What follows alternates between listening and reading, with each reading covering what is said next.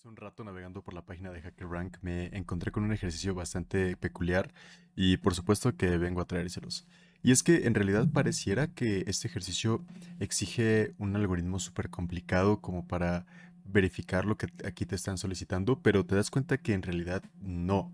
En realidad es muchísimo más fácil de lo que parece y eso a mí se me hizo muy curioso y vamos a ver de qué manera se puede comenzar a resolver. Y bueno, este problema dice más o menos así. Tenemos dos strings y tenemos que determinar si tenemos un substring en común y que este tiene que ser incluso hasta de un carácter. Entonces, si nosotros nos ponemos a revisar, podemos darnos cuenta que aquí nos dan un ejemplo. Tenemos un ejemplo de la palabra and y la palabra art. Y como tenemos un substring con la longitud A, pues esto es correcto.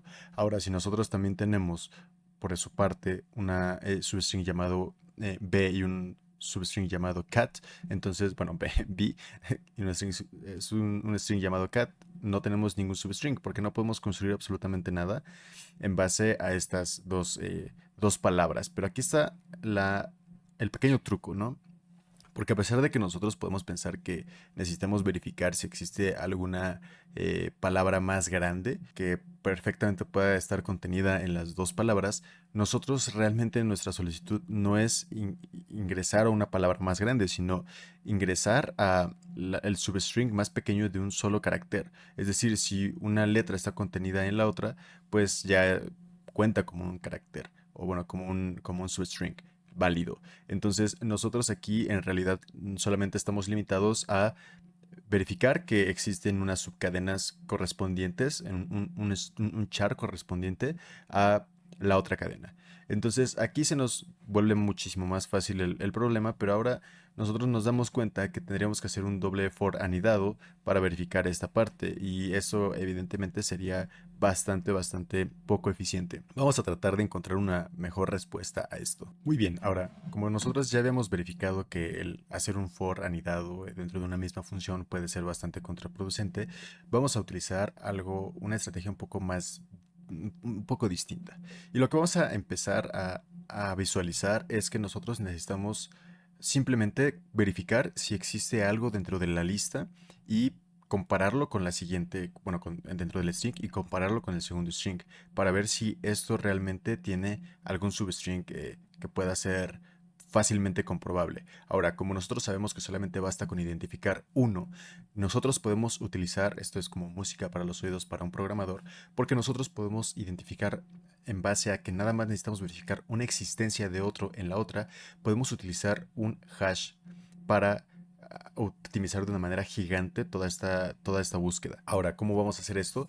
Si en lugar de que nosotros almacenáramos uno por uno nuestros strings, nuestras letras de nuestros strings en una lista aparte, esto significaría que podremos tener letras repetidas, porque, o a menos de que hagamos una especie de función que verifique si la letra ya está puesta, pero nosotros tendríamos que nuevamente hacer un for extra e incluso tratar de anidar un for dentro de otro, porque estaríamos recorriendo una vez la lista y comprobando si esta lista ya está dentro de esta lista alterna guardada, además de evidentemente gastar más memoria, porque tendríamos que estar haciendo prácticamente dos sublistas.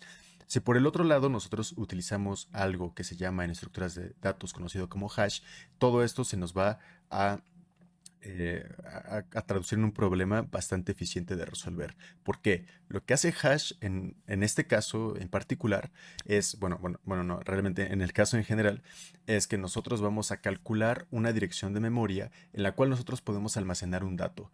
Dentro de esta dirección de memoria, nosotros vamos a poder ingresar cualquier dato que nosotros hacemos mediante una función hash que va a estar calculando específicamente este lugar donde va a estar almacenado el dato conforme a la entrada. Ahora nosotros vamos a saber exactamente en dónde va a estar o la función hash va a saber exactamente dónde va a estar.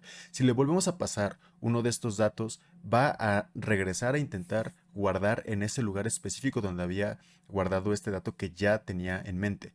Entonces, ¿qué significa esto? Por ejemplo, vamos a poner un ejemplo un poquito visual para que lo podamos entender. Si hash recibe un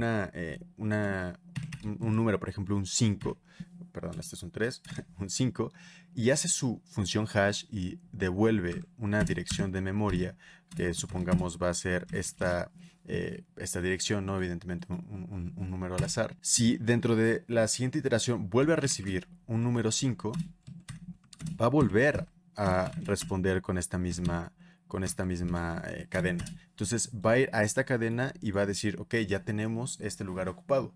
No está directamente comparando como tal la existencia del 5 con que sea el valor exacto, sino que está revisando que este lugar ya no esté ocupado. Entonces, como simplemente es un desplazamiento, bueno, no un desplazamiento, simplemente accede a la memoria que él ya había calculado, va a retornar específicamente que este lugar ya está ocupado. Como es un único valor que está proporcionando, porque si, por ejemplo, pusiéramos un 6 dentro de la función hash, eh, va a devolver un dato completamente distinto, una memoria completamente distinta, por ejemplo, un número, ¿no? Aquí vamos a imaginar distintas cosas para no hacerlo tan complicado.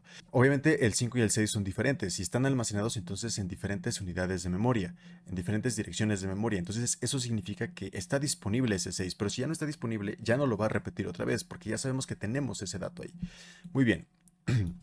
¿Para qué nos sirve esto? Justamente para almacenar nuestros caracteres que tiene nuestro string 1 y después compararlo con este mismo hash para volver a nosotros comparar en nuestro S2 y volver a revisar si existe o si tenemos realmente esto guardado en nuestro hash. Vamos a programar el algoritmo para que vean que todo esto se reduce a algo súper sencillo. Vamos a utilizar aquí en C# tenemos una estructura de datos llamada hashSet que nos va a permitir precisamente guardar y utilizar ciertas funciones que son propias de un hash.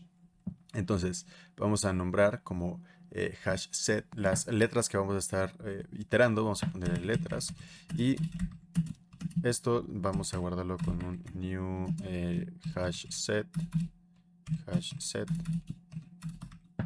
y va a estar vacío. Ahí está. Pero acá se puso una T, no sé por qué se puso una T, pero nuestro tipo de dato con el que vamos a estar manejando va a ser char. Entonces aquí ya tenemos nuestro hash set creado y ahora lo que vamos a hacer es empezar a ingresarle las letras de del primer string, del string S1. Entonces para esto vamos a usar un for each en donde vamos a tener un char, vamos a poner cualquier letra, vamos a poner por ejemplo S en S1.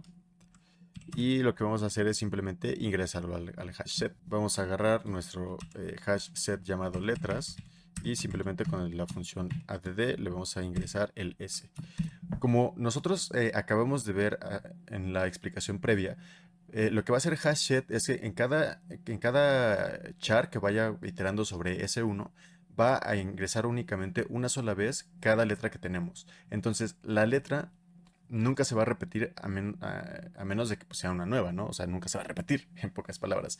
Entonces, esto nos va a servir justamente para tener nuestro diccionario completamente unificado y sin repeticiones. Entonces vamos a tener un diccionario súper optimizado porque a lo mucho lo que vamos a tener es un string que tenga todas las palabras del universo, ¿no? O sea, digo, todas las letras del alfabeto.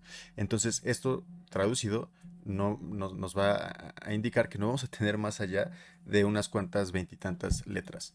Ahora lo que vamos a hacer es nuevamente un for each, pero ahora sobre este hash set vamos a volver a poner un char s in ahora vamos a ir sobre el S2 y vamos a hacer la comprobación de si existe alguna char que contenga S2 en el diccionario que ya habíamos armado con el. Entonces vamos a usar una función de los hash que tenemos que es muy útil y que precisamente es la más poderosa de todas porque es un tiempo instantáneo. El que hace es un ciclo de reloj, va directamente a la unidad de memoria, no está revisando por todo el arreglo, ni está revisando por todo, no, simplemente está yendo directamente a donde tendría que estar, basado en el cálculo que hace de la dirección. Entonces aquí simplemente vamos a invocar a letras y vamos a poner su método contains y le vamos a pasar s.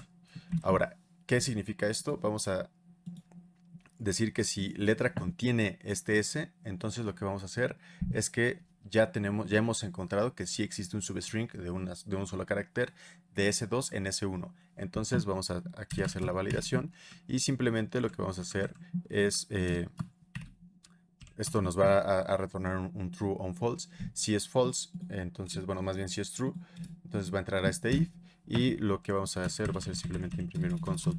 Perdón, vamos a retornar un yes, porque es lo que nos pedía, que retornáramos un yes o un no, si en cuestiones de que se encontrara. Y esta función se va a terminar aquí. Así, así, así de fácil. Y si en todo caso ya recorrió todo el arreglo de hash, del hash y no encontró absolutamente nada, entonces significa que no tenía un substring S2 que estuviera en S1. Por lo tanto, vamos a simplemente retornar un no.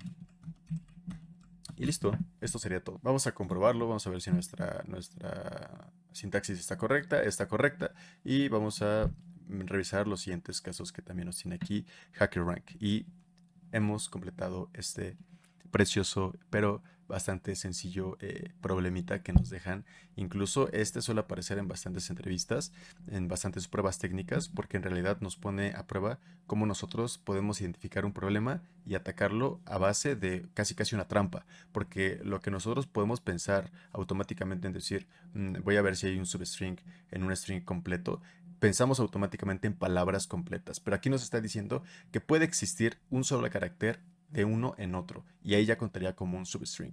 Entonces nosotros, en base a eso, podemos inferir automáticamente el uso de un hash set. ¿Por qué? Porque a pesar de que nos piden un substring, podemos pensar una palabra, nos piden solamente la letra, y la letra puede ser repetida distintas veces o puede no estar en ningún momento. Entonces, si las letras que nosotros tenemos, armamos nuestro diccionario completo de nuestras letras que estamos utilizando, al volver a comparar nuevamente con S2, nos vamos a dar cuenta que tenemos exactamente en nuestro hash set tenemos precisamente las letras que estamos utilizando. Entonces, si ninguna de ellas compara, ya no hay nada, pero si solamente en una compara, ya quedó.